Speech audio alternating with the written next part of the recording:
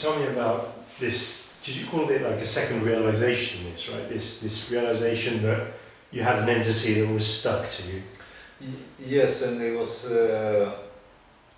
and it was messing around with your relationship as well, like it really like messed things up there. Yes, it was extremely dark realization and a hardcore understanding to what's really happened out there, which very few people realize.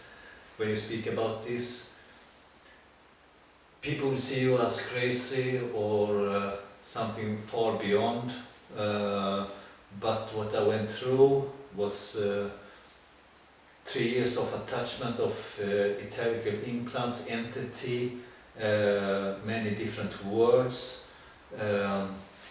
And the other question, like, is like you've got this mantra that's supposed to protect you. Like, how is it? That yeah, but I didn't use them because I was cut off from the connection to the source. With these entities or predators, do is that they keep you away from the source to go on your spiritual path, to make you to feed on your suffering, on your pain, to keep you away from yourself and the path of the truth, and go back to the whatever it is. So these entities are basically like spirits, they're like ghosts, but they look like... Yes, I call it like a parasite or entities or reptile force or attachment of hyperdimensional being. You can use many different words, any word you use or whatever you Google it up, but one of the best easy word to not bring fear in people is etherical attachment or etherical implants, which is just here to form on the human's level of pain, suffering, hate, anger, fear, to keep you away from the source and from the deep level of yourself. It's almost you can have it in many different places to take away the willpower to do something, the motivation to do something, that you have this kind of shattering voice in your head about negative thought about yourself or negative thought about somebody else. And it's first maybe on when you take high dose of acid or stuff that you start to say, what the fuck is this who's thinking inside my head? There's fucking something inside my head who's thinking bad things about this person or about myself. But it's not me who's thinking. And when you come to that kind of realization, you start to be aware that this is not me, it's something else inside myself who's thinking negative thought to just keep me away from the source or make a conflict in a relationship or whatever it is. You know, like, I don't know if I told you this story, but I was having like a soul retrieval session. And before you have soul retrieval, you're supposed to have the entities removed. And the shaman told me that she removed like an entity that was occupying my whole body. She'd never seen it. Well, that was the second time that she'd come across this, but it's very rare. And she removed that. And I had no idea that I had anything like that. And the only thing that was different for me afterwards is that I felt lighter. You know, like I didn't feel like the thing had gotten out of my body or anything like that. I could barely feel anything at all, right? But just lighter afterwards for some reason. I don't know. Yeah. Yes, and then this summer, this year now, I have this realization that I have a creeping feeling under the skin and the back and like a hood in somehow. And when I realized this entity attachment or whatever you would like to call it, started to become very angry, and I could feel it like creeping metallic goosebumps feeling, and I realized, okay, I understand that there is something more to the picture. I start to do my own research. I start to I found other people in the field of etherical implants and attachment, For example, Eric Reyners, who have been since 2013 taking away 2,000 attachment from people and other people, and so on. And I tried to contact them. I contacted a Swedish shaman woman, which I've been in contact before, and she could confirm my worry about the attachment and the entity. And she said there is many attacks today on the entities, of entities to people, and the one who bringing strong light and have a higher purpose or a high purpose in this world are well attacked in different levels. But she didn't have time to take care of me because she was on another mission of traveling and so on. And I started to get some kind of panic.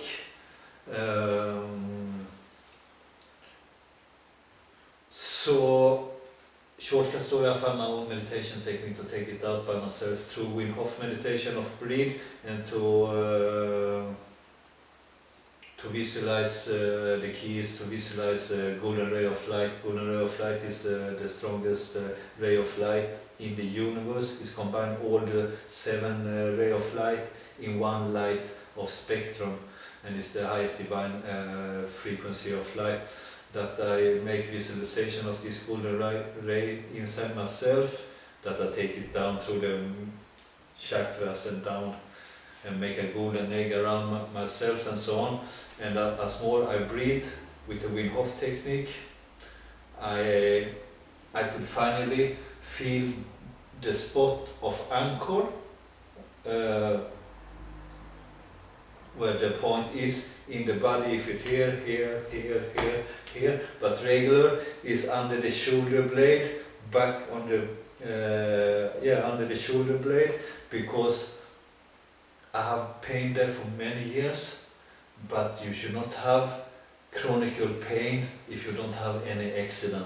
End of the story. It's really like that. It's not normal to have chronic pain in the back, but we many times find any kind of excuse to, okay, I've been sitting to work too much, or whatever it is, I've been driving car too much, like that. But anyhow, I have it back, and I found a spot under my shoulder blade, or trapezius. And then by visualization, I breathe and I take the golden energy to that place. And as more I breathe with the golden energy to that place, as more pain. And when the pain is so much, I almost start to cry. I remember, because it's very diffused when I was doing it. Then I put my golden gloves on in a visualization and meditation, because I was sitting and meditated and do my breath exercise.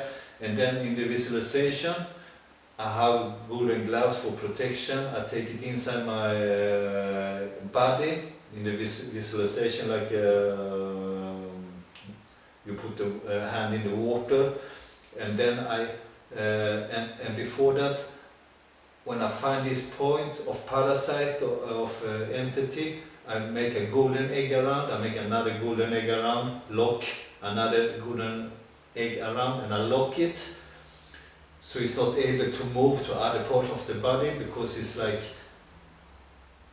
a living conscious being you have inside your body, who wanted to control your mind and fucks you up, and fucks other people up, or relationship. So anyhow, you take your hand, and I took this hand, and with the breathing technique, and because it's quite dramatic to take something out which is a conscious living entity inside you, when you are just realize that it's fucking true. So I just take it out, put my hand inside my body, and threw it back to the source when it come from. And after that, I felt such a relief. It was like 3 years of my life I've been in a fog. I started to meditate, I started to do my spiritual practicing again, I was connected to the source again, I started to feel joy again. And in the same time I was written a lot on Facebook about my experience. I was just exploding there. One guy from America, from the SSP, the Secret Space Program, contacted me, Thomas Alvin, and he told me that I can help you with implants and the understanding of it. I called him up, we start to speak, we speak for 4 or 5 hours.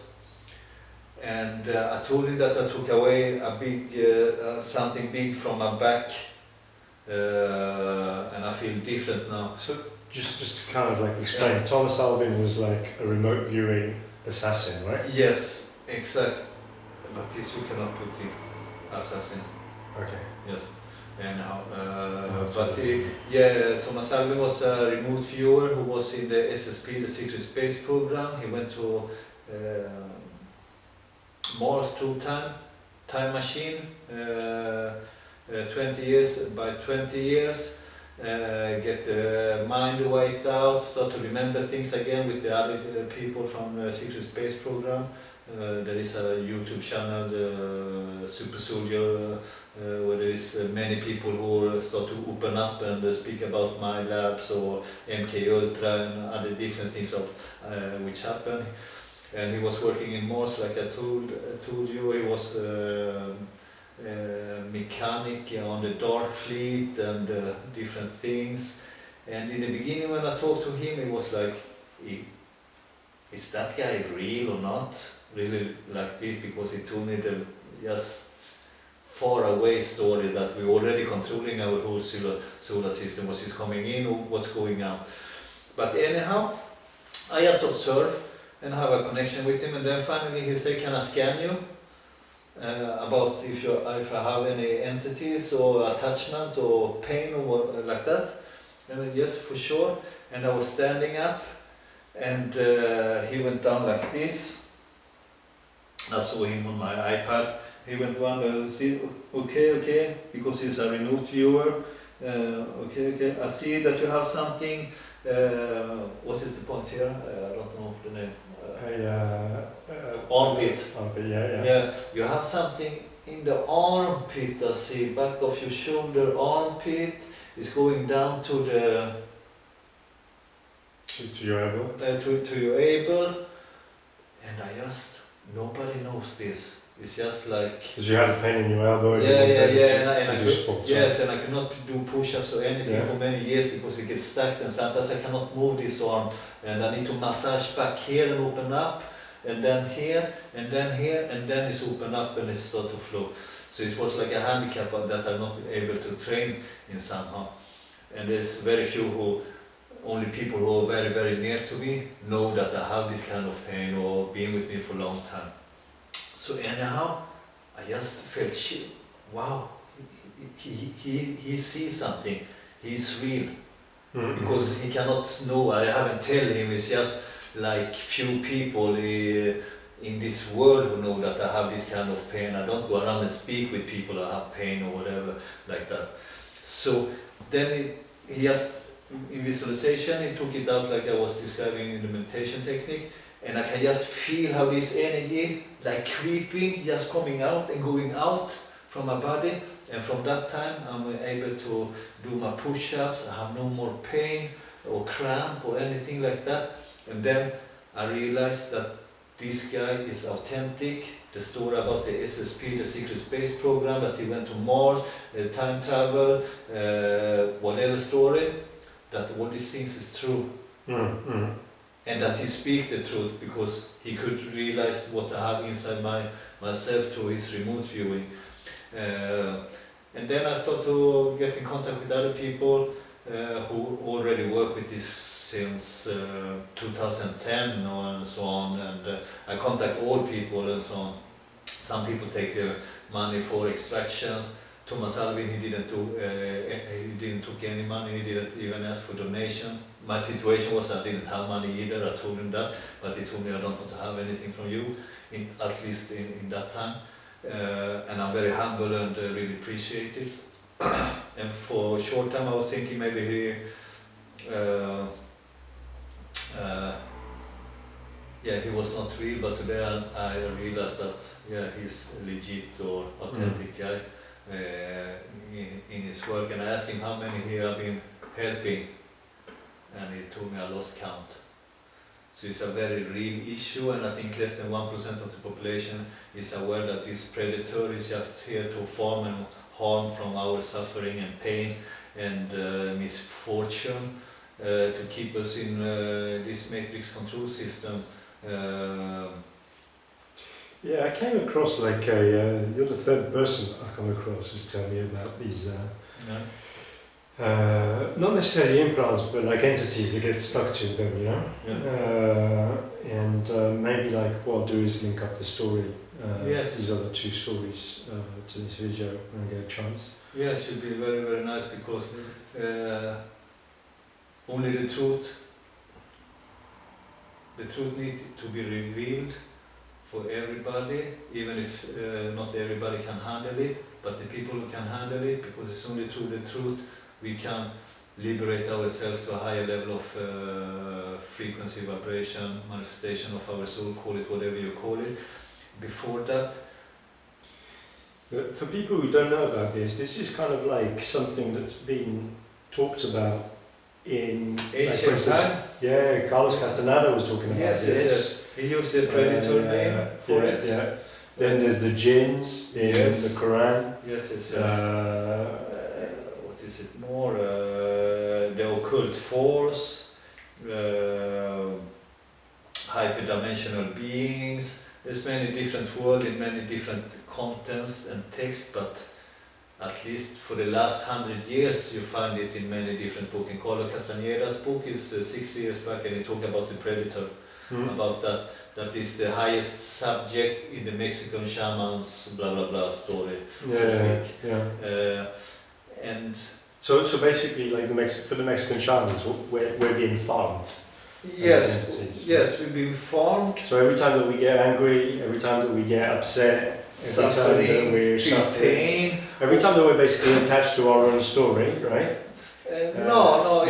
But for there to be anger or for there to be all these negative feelings, there has to be like an I in the first instance, right? For example, in a relationship, it's common that it's come to break up, to put different guilt, to play victim in different kind of level, or instead to forgive and understand through love that we go through different level of consciousness, to project anger, hate, fear, spells or whatever against somebody else so they can feel our own pain, and maybe this pain will release them to something, just bad negative thought, for example.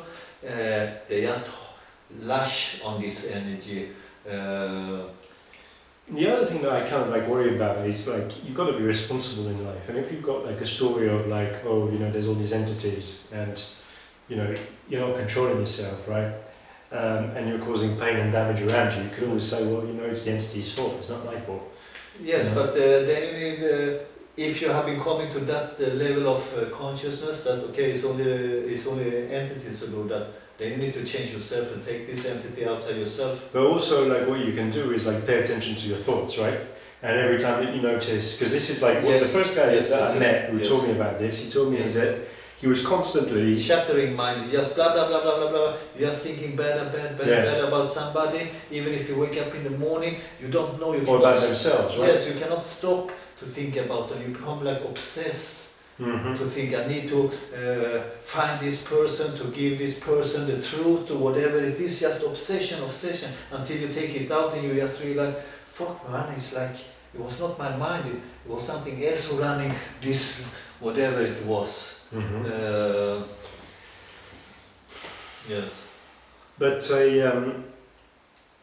this guy that I was telling you about, he trained in a Buddhist Shaolin Kung Fu monastery. So he already had like a really good concept of meditation. He already had like a really good idea of how to pay attention to his thoughts, you know. And so he basically decided that every time that he had a negative thought, he just like wouldn't engage it. Wouldn't engage it. Yes. But sometimes it's so difficult to stop a negative thought because this entity when you start to think something, they are there like a quarter of a second after to project a thought of whatever misery or whatever suffering.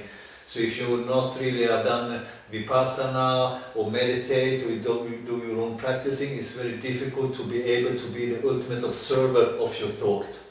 This is why I kind of like ask you, because to me, like, it seems like spirituality is trying to kind of like redirect yourself away from everything that can make you angry, everything that can make you basically put you in negative states of mind, Yes. and trying to kind of like both, you know, control your mind, control your awareness, but Yes. empty your cup, right? If your cup is constantly empty, you're open to receiving information from whatever dimension, right? Yes, from the But dark and the if you put yourself light. in situations where you're going to be angry, you're going to be arguing with other people and things like that, don't you think that you kind of like putting yourself in a situation where you're going to get sucked up into the world instead of kind of trying to detach yourself from it? No, it depends on what level of awareness you have to the subject. Yeah. Yes. Cool. If you have the awareness to the subject that there is entity attachment to what we have been talking about, and that you are able to take it out from yourself and so on, and that you will get counter a strike back again, then there's nothing to fear. There's nothing who's gonna fuck you up, so to speak, again, because you have the tool to clean yourself and so on. And I think this subject is like maybe around 10 years this have been coming up to the public and so on. And today there is high evolved adult people who are talking about it, like Eric Reiners, Simon Parkers, Bernard Hunter, Gunther, and so on, and other people who have been working on the spiritual field of for many years and progress, and through their own self-realization from it realized that there is something more to what we have been reading in book of Kolkast and Nieda, or whatever we like to call it, like that.